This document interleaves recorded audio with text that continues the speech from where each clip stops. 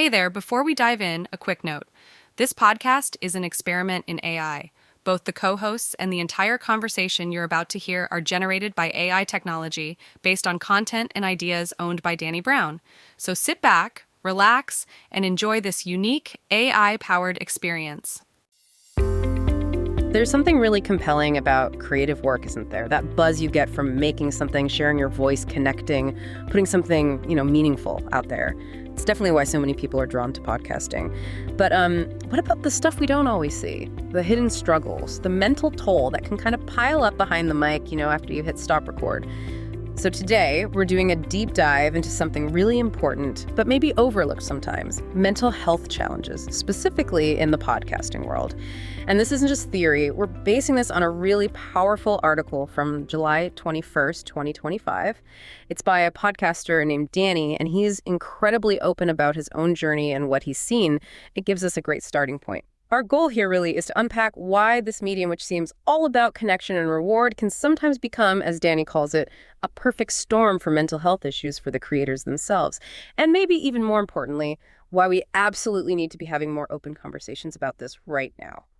Okay, so let's start with Danny's story. It's very honest and really sets the scene. He shares that back in early 2019, he was diagnosed with depression and anxiety, though he says he suspects he'd probably been suffering for a lot longer than that. Right. It often creeps up, doesn't it? Exactly. And the breaking point for him was pretty sudden. He describes this mini breakdown one morning. He was on his commute to his marketing job in Toronto, got to the train station, and just couldn't move. Wow. Yeah, literally couldn't take another step forward, like his mind just shut down. So in that moment, he called his wife, Jacqueline. And this part's important. Jacqueline had her own experiences with depression and anxiety from university. Ah, so she understood. She did. She knew the best steps to take next. She actually drove him 3 cities away to a hospital known for its mental health program. That's incredible support. Absolutely. So there, he went through tests, talked with the staff, who he said were very kind, and got his diagnosis. The plan involved seeing a specialist regularly, medication, taking time off work, and just resting. And did it help? He says it helped immensely. Getting that correct diagnosis, understanding the causes, which for him were stress, pure exhaustion from overwork, plus, not eating well or exercising. Usual suspects, often. Right. That understanding allowed him to start managing it. He's clear that it's something that's always there in the background, but now he knows the signs, knows when it's starting to rear its head and how to handle it better. It's a powerful starting point for this whole discussion. It really is. And what's striking is how that experience being pushed to the edge by stress and overwork in a corporate job, how much that mirrors the challenges many podcasters face. Maybe not in the exact same setting, but the underlying pressure. It could be so similar. Yeah, that's a great point. It really makes you ask, okay, why podcasting? Why does this medium, built on talking and connecting, seem uniquely set up to create these struggles for creators? Well, Danny digs right into that, shifting from his personal breakdown to his professional life. He's been podcasting for over 10 years, and he highlights something key. For him, it's mostly been a solo endeavor. The one-person band situation. Totally. And anyone who creates solo knows you wear all the hats. Yeah. Danny says pretty much everything you hear on any of my shows is the result of my work. Everything. Wow. Planning, research, recording, editing, publishing, promotion, the whole 9 yards. He mentions maybe outsourcing artwork or intro-sutros occasionally, but that's a tiny slice, right? Yeah, drop in the ocean compared to the main workload. Exactly. And it's this intense solidarity, as he puts it, that he believes can cause or add to mental health issues for podcasters. That isolation, carrying it all alone. It just amplifies everything internally. Absolutely. And then you add the practical stuff on top of that solitude, like editing. Danny talks about this really vividly. He says he used to hate editing. I think a lot of us can relate to that. Definitely. And early on, dad, 2 kids, mortgage, outsourcing just wasn't financially viable. Right. So he taught himself. YouTube, tips from other editors, listening to podcasts. He says it gave him the confidence to start. But here's where it gets tricky, psychologically. If you're already dealing with mental health stuff, you often question yourself, right? That core, am I good enough? Am I worthy? That internal critic. Exactly. Yeah. And that voice transfers perfectly to the editing booth. Right. Suddenly it's, is this audio okay? Do people actually like this? Is this content even worth listening to? You're listening back to your own voice, which let's be honest, a lot of people don't love hearing anyway. Right. And you start hearing tiny flaws that maybe aren't even there. Yeah. Or you overcompensate, maybe accentuate parts you think listeners will like, even if it means cutting something more valuable. Constantly guessing, when are they going to tune out? Yeah. And for someone already anxious or depressed, that pressure Danny says, it starts to close the air around you. That's a powerful image. It is. It leads to this spiral. Yeah. More scrutiny, more indecision, more anxiety, and this overwhelming feeling that it can't possibly be good enough. And the cost. Hours and hours chasing perfection that never arrives. Time away from family, friends, life, company. When you put it like that. It's a common trap in creative work, that perfectionism. But the isolation in podcasting, it makes it particularly intense. There's no one else there to offer perspective, to say, hey, it's fine, or you're spiraling a bit. Yeah, that creation isolation is one thing. But then, okay, you finally hit publish. The pressure doesn't stop, does it? Not at all. Then comes the analytics phase. Oh, the dreaded stats. Exactly. Yeah. A whole new round of self-questioning kicks in. Are these numbers good?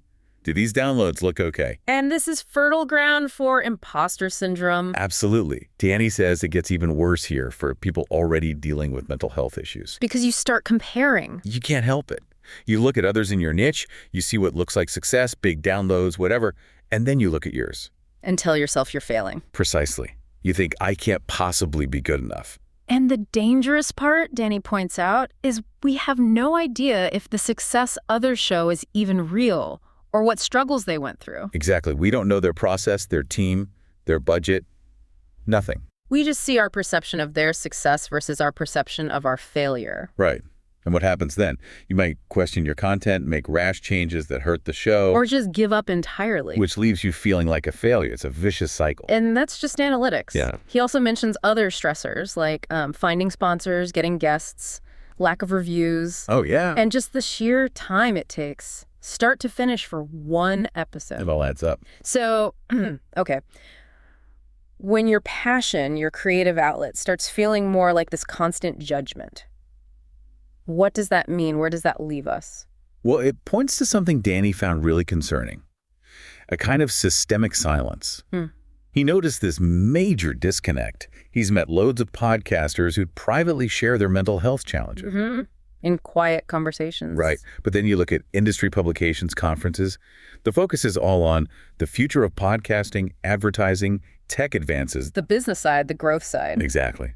He says very few are really talking about the mental health of the creators. That's a stark contrast, isn't it? Especially when you think about how many studies talk about podcasts helping listeners' mental health. Precisely. Danny points that out too. It benefits the listeners, but this isn't the case when it comes to the creators behind the podcasts. Wow.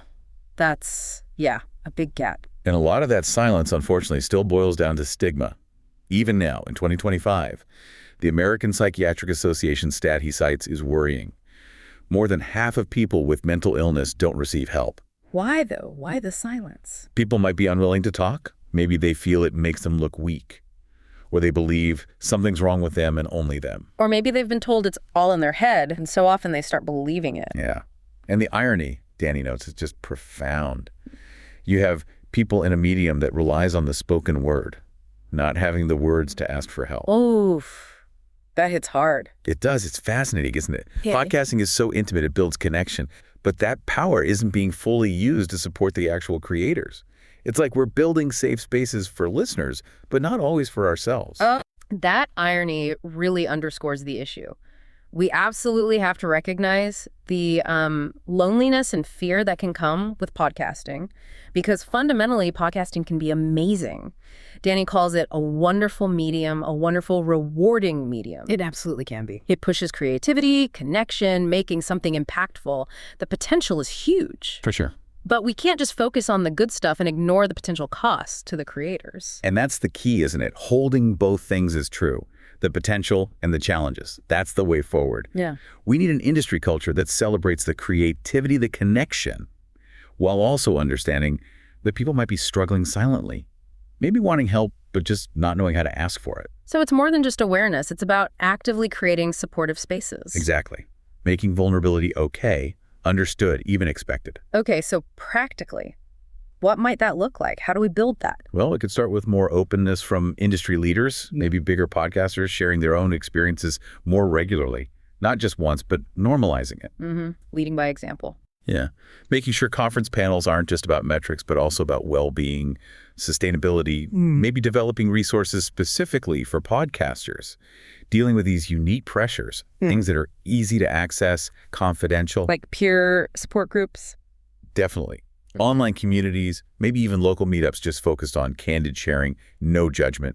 Little things can make a big difference. Right. It's about changing the whole narrative, moving away from just grind harder to it's okay to struggle and here's how we can support each other. Exactly. Because if we can genuinely open up that conversation, make it safe to talk about mental health, Danny's final point is powerful.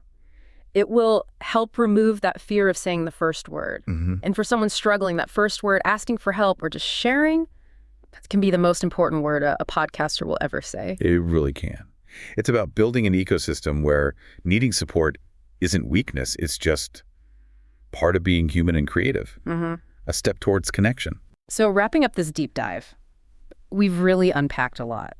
The unique pressures in podcasting, that intense solo creation process, the self-doubt in editing, the analytics anxiety, the comparisons. And that heavy silence, the stigma that stops people reaching out. Yeah. And understanding this, whether you're a podcaster yourself, thinking about starting, or even just a listener, it's crucial. It helps us build a healthier, more understanding, genuinely supportive space for creators, looking past the final product to the person behind it. Absolutely. Which leaves us with a final thought for you, the listener. In a world that's always telling us to make noise, be visible, push boundaries, how can we, each of us, help create spaces where it's also okay, even encourage, for creators to be vulnerable, to seek quiet support when they need it? What's one small thing you could maybe do today or this week to help foster that kind of environment in your own corner of the world? Something to think about.